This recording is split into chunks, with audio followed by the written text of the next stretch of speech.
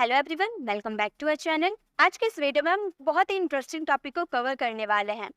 Verb के बारे में तो आप लोगों को पता ही होगा कि वर्ब्स के 5 फॉर्म होते हैं। वर्ब की first form, second form, third form, fourth form and fifth form. इन सब के यूजेस कहाँ कहाँ किए जाते हैं ये मैंने आपको बहुत ही डिटेल में बताया था। लेकिन आज के इस वीडियो में हम क्या सीखने वाले हैं? आज के इस वीडियो में हम सारे वर्ब्स के बारे में नहीं सीखेंगे। आज के इस वीडियो में हम सिर्फ और सिर्फ वर्ब के थर्ड फॉर्म का यूज देखेंगे कि वर्ब का थर्ड फॉर्म का एक्चुअली में यूज कहाँ कहाँ किया जाता है और किस तरह के सेंटेंसेस में किया जाता है और किस तरीके से किया जाता है। आज के इस वीडियो में हम फुल डिटेल में जानने वाले हैं। सिर्फ एक वर्ब का थर्ड फॉर्म है और इतनी जगह उनका यूज किया जाता है कि स्टूडेंट कंफ्यूज हो जाते हैं इनके यूज करने में। तो आज के इस वीडियो का अगर आप पूरा देखते हैं तो आपको वर्ब का थर्ड फॉर्म का सही यूज कहाँ किया जाता है ये आपको 100% क्लियर हो जाएगी। तो सबसे पहले ये देख लेते हैं कि वर्ब की थर्ड फॉर्म का यूज कहाँ कहाँ किया जाता है। तो गाइस, वर्ब की थर्ड फॉर्म का यूज सबसे पहले हम एक तो करते हैं जब हम टेंसेस की बात करते हैं। टेंसेस यानी कि जब आप फ्यूचर टेंस की बात करेंगे, विल हैव के साथ आप वर्ब की थर्ड फॉर्म का यूज करते हैं। और कहाँ करेंगे?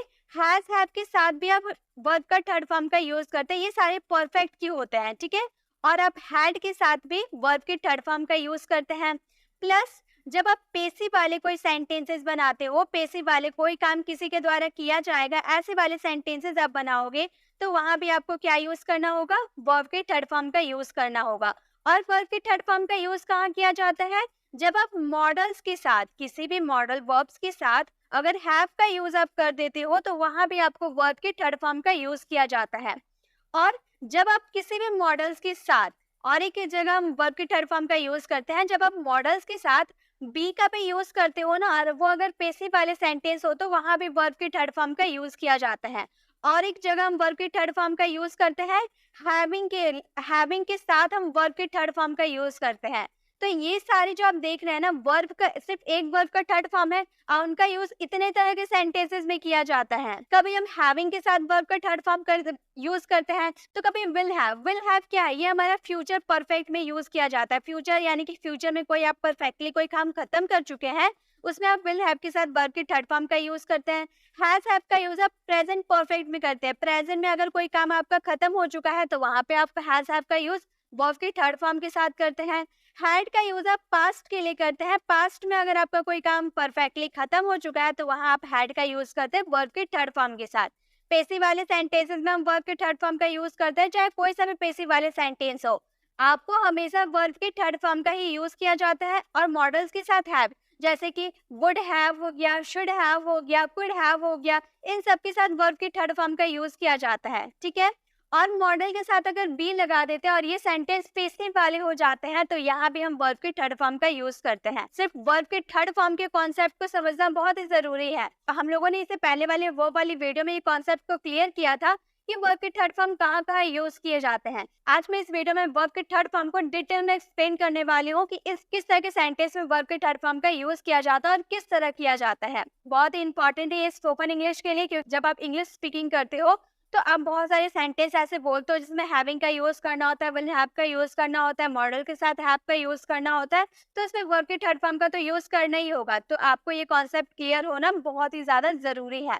तो चलिए हम वीडियो को स्टार्ट करते हैं और एक एक करके हम सभी के यूजर्स को कवर करते हैं पूरे इजी वे में, ठीक है। गाइस, जैसा कि आप लोग जानते हैं 75 डेज का इंग्लिश स्पीकिंग कोर्स हमारा स्टार्ट हो चुका है। हम लोगों ने डे 1 से डे 18 तक बहुत ही इजी वे में सारे टॉपिक को कवर किया है, अलग अलग इंग्लिश की टॉपिक को कवर किया है। अगर आपने अभी तक डे 1 से वीडियो देखना स्टार्ट नहीं किया तो आप देखना स्टार्ट कर दो, क्योंकि अगर आप एक भी डे वाली वीडियो को मिस करते हो तो आपका एक ग्रामर का टॉपिक इनकम्प्लीट रह जाएगा।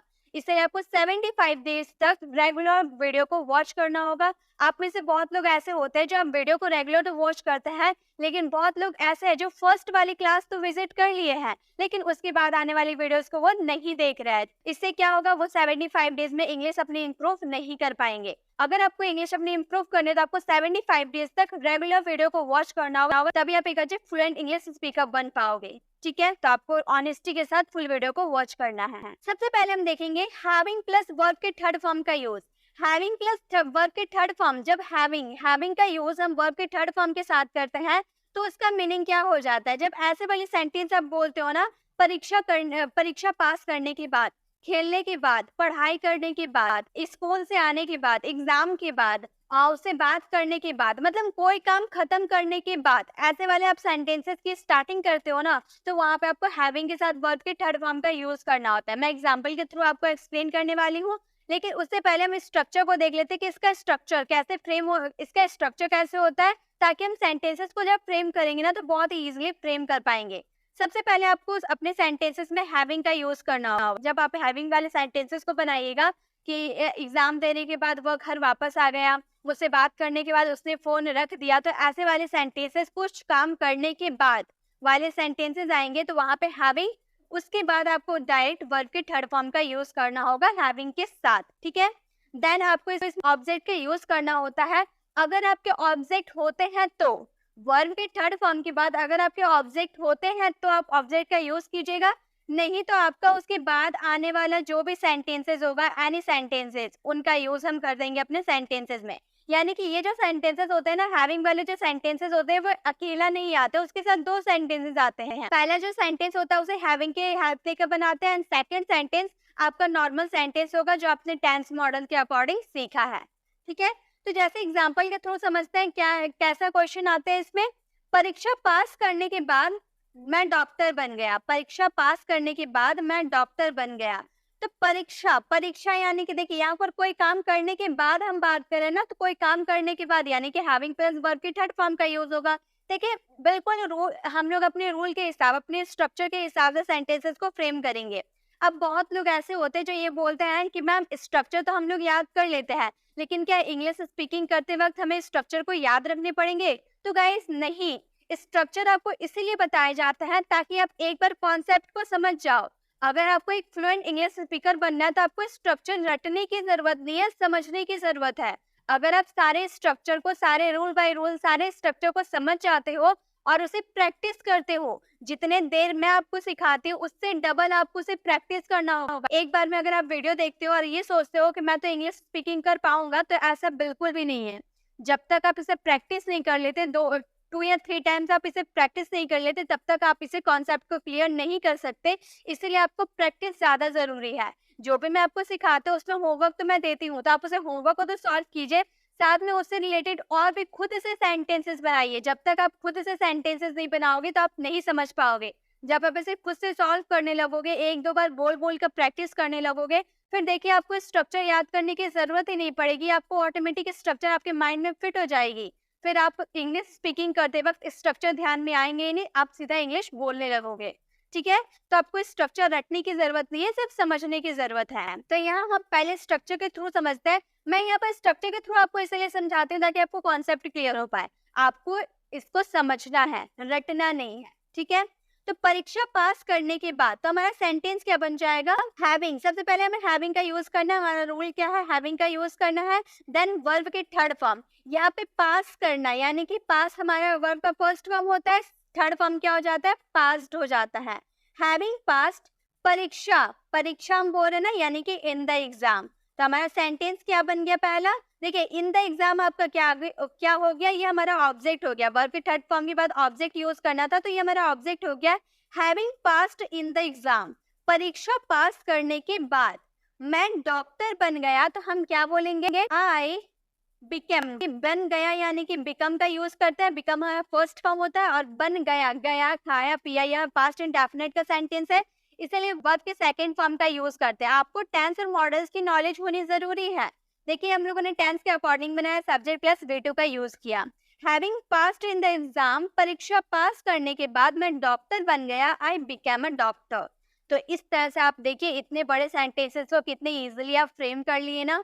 परीक्षा पास करने के बाद मैं डॉक्टर बन गया, having passed in the exam I became a doctor. Next sentence, पढ़ाई करने के बाद वह खेलने चला गया। तो पढ़ाई करने के बाद इसे हम क्या बोलेंगे? हैविंग। हैविंग के बाद पढ़ाई करना, यानी कि स्टडी, स्टडी का थर्ड फॉर्म क्या हो जाएगा? स्टडीड हो जाएगा। तो हमारा सेंटेंस पहला हो गया हैविंग स्टडीड। देन इसमें ऑब्जेक्ट नहीं है। ऑब्जेक्ट जो हम यहाँ पर वर्ब के थर्ड फॉर्म के बाद ऑब्जेक्ट यूज करते थे, ये ऑब्जेक्ट नहीं है, डायरेक्ट हमारा दूसरा सेंटेंस है। वह खेलने चला गया, तो बोलेंगे ही वेंट, चला गया यानी कि भी सेकंड फॉर्म यूज करेंगे, ही वेंट टू प्ले। वह खेलने चला, ही वेंट टू प्ले। तो हमारा सेंटेंस बन गया having studied he went to play, पढ़ाई करने के बाद वह खेलने चला गया। नेक्स्ट, ऐसा कहने के बाद मुझे कुछ नहीं कहना है, मतलब ऐसा कोई बात है जो मैंने कह दिया, अब मुझे कुछ नहीं कहना, ऐसा मैं बोल रही हूँ। तो ऐसा कहने के बाद इसे हम बोलेंगे हैविंग सेड दैट। ऐसा कहने के बाद हैविंग सेड दैट, से कहना यानी कि से का थर्ड फॉर्म क्या होता है? सैड होता है। तो हैविंग सेड दैट, ऐसा कहने के बाद मुझे कुछ नहीं कहना है, तो हम बोलेंगे I have not say anything. I have not say anything. तो हमारा सेंटेंस क्या फ्रेम हो गया? हैविंग सेड दैट, ऐसा कहने के बाद मुझे कुछ नहीं कहना, I have not say anything. Having said that I have not say anything, ऐसा कहने के बाद मुझे कुछ नहीं कहना है। ठीक है, तो आपको समझ में आ गया कि हैविंग प्लस वर्ब के थर्ड फॉर्म का यूज हम किस तरह के सेंटेंसेस में करते हैं और किस तरह करते हैं। गाइस, मैं आपको बार में बता रही हूँ कि आपको रूल को रटने नहीं है, आपको बस कॉन्सेप्ट को समझना है। तो आप कॉन्सेप्ट को समझ जाते हो, फिर आप इजीली कॉन्वर्सेशन कर सकते हो इंग्लिश में। नेक्स्ट है, किताब पढ़ने के बाद वह खेलने चली गई। इस सेंटेंसेस को आपको फ्रेम करना है। अगर आप इसे फ्रेम कर लेते हैं, यानी कि आपको ये कॉन्सेप्ट क्लियर हो गई, और इसी से रिलेटेड बहुत सारे सेंटेंसेस आपको खुद से फ्रेम करने हैं। जैसा कि और हम कुछ सेंटेंसेस लेते हैं। अगर आपको कहना हो, अपना होमवर्क करने के बाद वह प्लेग्राउंड चला गया। Having completed his homework he went to playground. दोपहर का भोजन करने के बाद मैंने आराम किया। Having taken lunch I took rest. किताब पढ़ने के बाद उसने लाइब्रेरी को वापस कर दी। Having read the book they returned it to library. तो इस तरह से आप सेंटेंसेस को बना सकते हैं हैविंग प्लस वर्ब के थर्ड फॉर्म का यूज करके। आई होप आपको ये समझ में आ गया। चलिए नेक्स्ट हम वर्ब के थर्ड फॉर्म का यूज देखते हैं। नेक्स्ट है हमारा कैन बी। कैन बी के साथ वर्ब के थर्ड फॉर्म का यूज करते हैं कब? जब आपके हिंदी वाले सेंटेंस ऐसे होता है ना, कोई काम किया जा सकता है, किसी के द्वारा कोई काम किया जा सकता है। ये हमारा कौन सा सेंटेंस है? ये हमारा पेसिव वाले सेंटेंस है। कोई काम किसी के द्वारा किया जा सकता है। फूल तोड़ा जा सकता है, उसे गिरफ्तार किया जा सकता है, रोहन को पढ़ाया जा सकता है, उसे बुलाया जा सकता है, मुझे कॉल किया जा सकता है। मतलब किसने ये काम किया, हमने सब्जेक्ट का जिक्र नहीं किया, किसी के द्वारा ये काम किया जाएगा, हमने ऐसा कहा। यहाँ पर सब्जेक्ट का जिक्र नहीं होता, यानी कि हमारा पेसिव वाला सेंटेंस होता है। अब पेसिव वाले सेंटेंस हम जानते हैं कि हमेशा वर्ब का थर्ड फॉर्म का यूज किया जाता है। ठीक है, इसका स्ट्रक्चर क्या होगा? स्ट्रक्चर देख लेते हैं। सबसे पहले आपको ऑब्जेक्ट का यूज करना है। यहाँ पर ऑब्जेक्ट नहीं, इसमें जो सब्जेक्ट होता है ना वो नहीं होता है। पेसिव वाले सेंटेंस में आपको स्टार्टिंग ऑब्जेक्ट से करनी होती है, देन आप यहाँ पर अपनी मॉडल हेल्पिंग वर्ब का यूज कीजिएगा, देन वर्ब के थर्ड फॉर्म। उसके बाद अगर आपको सब्जेक्ट का जिक्र करना है तो बाय करके आप सब्जेक्ट का जिक्र कर सकते हो, नहीं तो नहीं भी करोगे तो भी आपकी इंग्लिश बिल्कुल राइट होगी। ठीक है, चलिए सेंटेंसेस को बना के देखते हैं। हमारे सेंटेंस कैसे आते हैं? आपको गिरफ्तार किया जा सकता है। कौन करेगा गिरफ्तार? हमने बताया? नहीं बताया। कौन गिरफ्तार करेगा? हमने नहीं बताया। हमने सिर्फ उसे इतना बोला कि आपको गिरफ्तार किया जा सकता है। तो ऐसे वाले सेंटेंस में सब्जेक्ट का जिक्र हम लोगों ने नहीं किया, यानी कि पैसिव वाले सेंटेंस है। आपको यानी कि यो जो है ना आपका ऑब्जेक्ट हो गया। ठीक है, सब्जेक्ट में समझिए, ये ऑब्जेक्ट है आपका। हम बोलेंगे यू कैन बी, गिरफ्तार करना, वर्ब की थर्ड फॉर्म। वर्ब का थर्ड फॉर्म क्या हो जाएगा? गिरफ्तार, यानी कि अरेस्ट। अरेस्ट का थर्ड फॉर्म अरेस्टेड। तो हमारा सेंटेंस क्या बन गया? You can be arrested. अगर हम ऐसे बोलते हैं कि आपको पुलिस के द्वारा गिरफ्तार किया जा सकता है, you can be arrested by the police. इस तरह से आप बाय करके सब्जेक्ट का जिक्र कर सकते। अगर आपको अच्छी इंग्लिश सीखनी है तो आप यहाँ पर सब्जेक्ट का जिक्र मत कीजिएगा, आप बस इतना ही सेंटेंसेस को एंड कर दीजिएगा। यू कैन बी अरेस्टेड, आपको गिरफ्तार किया जा सकता है। ठीक है, नेक्स्ट, उन्हें पढ़ाया जा सकता है। कौन पढ़ाएगा? मम्मी पढ़ाएगी, पापा पढ़ाएंगे, टीचर पढ़ाएंगे, कौन पढ़ाएगा नहीं पता, लेकिन हम लोगों ने सिर्फ इतना कहा उन्हें पढ़ाया जा सकता है। उन्हें के लिए हम दे का यूज करेंगे। हम बोलेंगे दे कैन बी, पढ़ाना यानी कि टीच। टीच का थर्ड फॉर्म क्या हो जाएगा? टॉट। तो हमारा सेंटेंस बन जाएगा दे कैन बी टॉट, उन्हें पढ़ाया जा सकता है। नेक्स्ट, आपको धोखा दिया जा सकता है।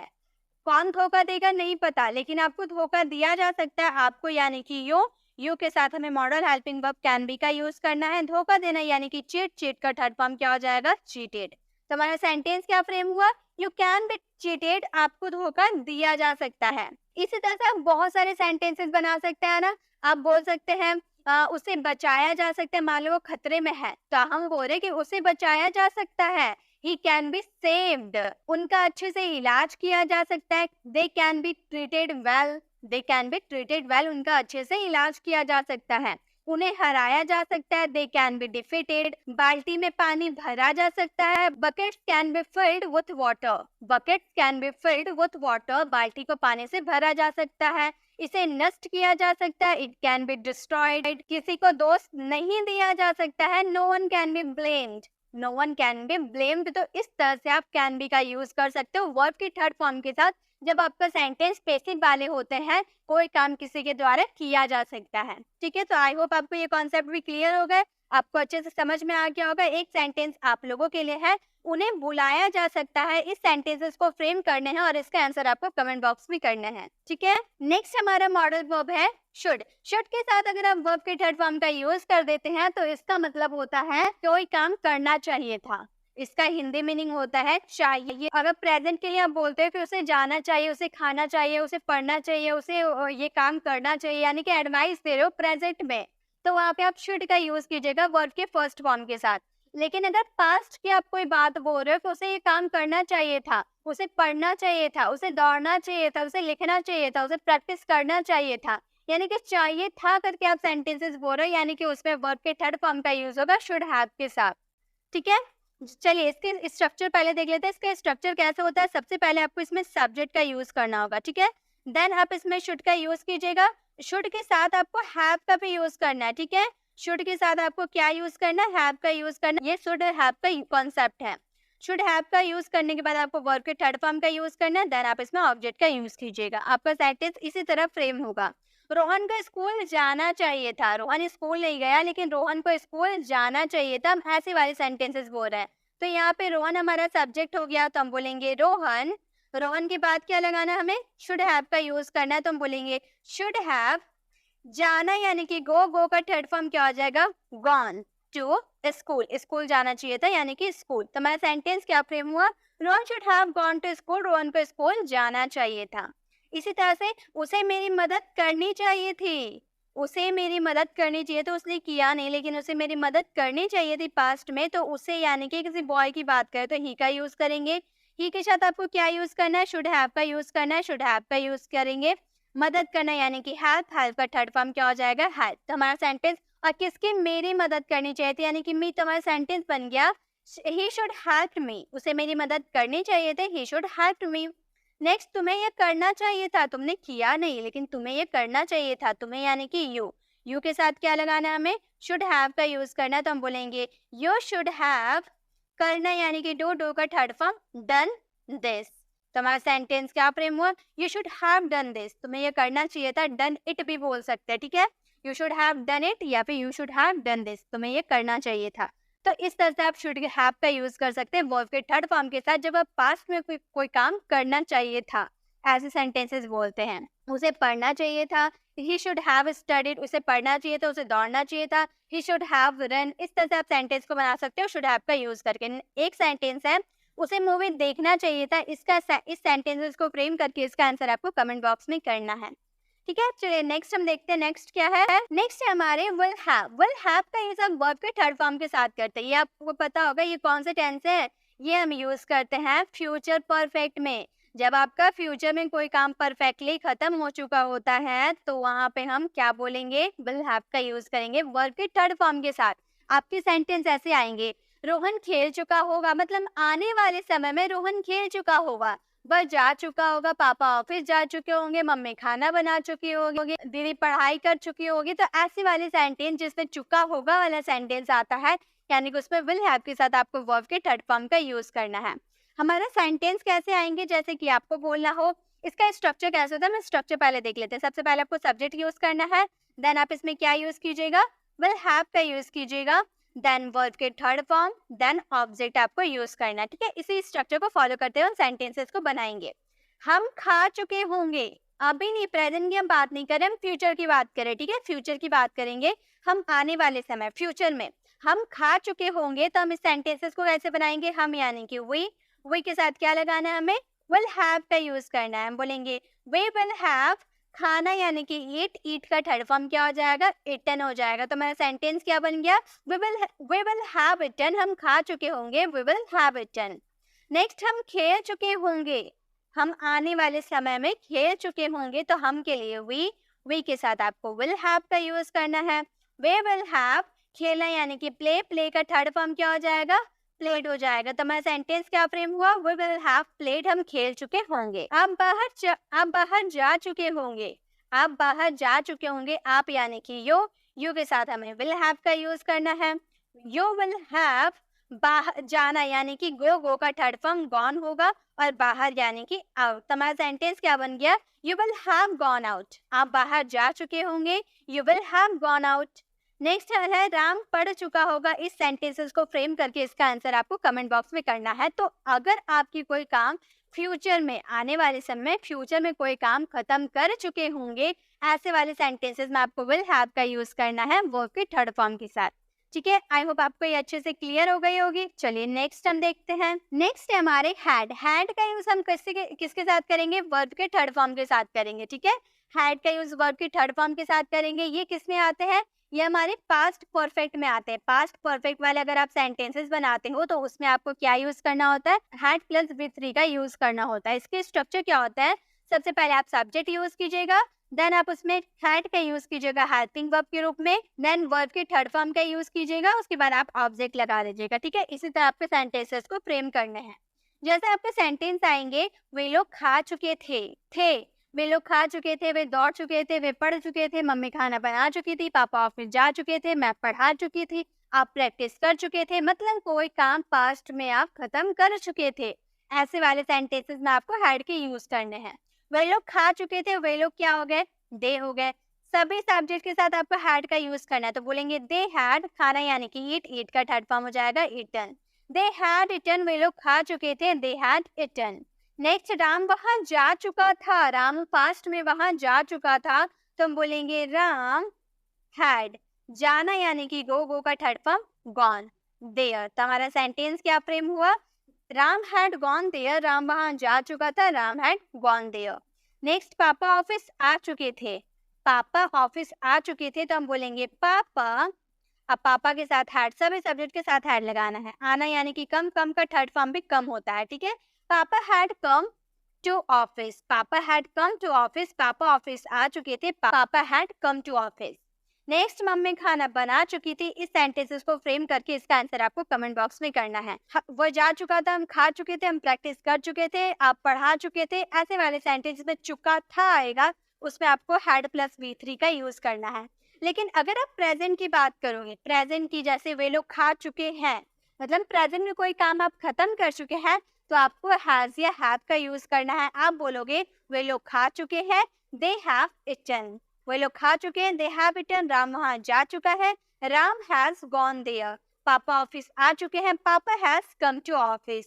मम्मी खाना बना चुकी है, मम्मी हैज कुक्ड फूड। इस तरह से आप सेंटेंसेस को बना सकते हो प्रेजेंट परफेक्ट में।